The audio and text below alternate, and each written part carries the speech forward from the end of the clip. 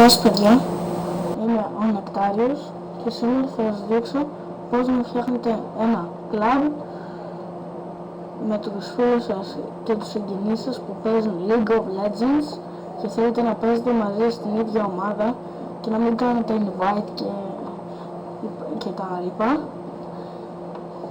Πατάτε στο Create Club και ονομάζετε και γράφετε τι ονομασία θα έχει αυτό το club.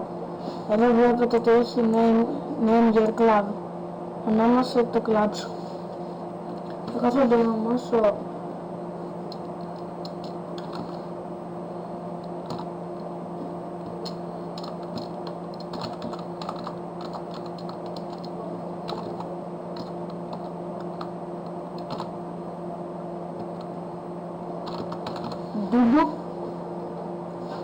BBC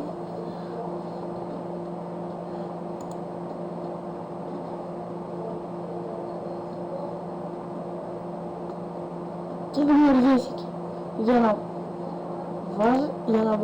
να στείλετε έτοιμα στους φίλους σας να μπουν μέσα στο κλαμπ. Πηγαίνετε στους παίχτες χωρίς να πατήσετε κλικ, τους πατάτε και σέρνετε τους παίχτες και εδώ θα σας γράψει drag to invite or nominate.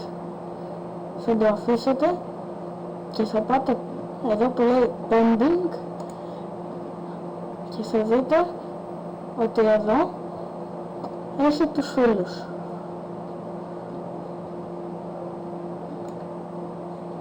Και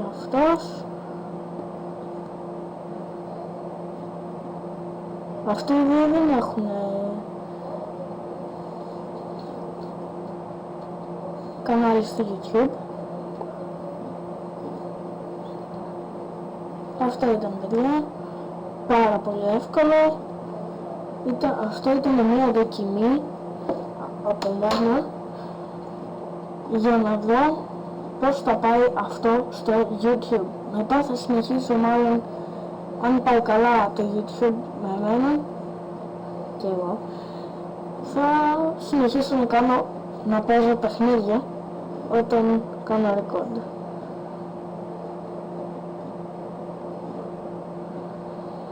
Γεια σου και γεια.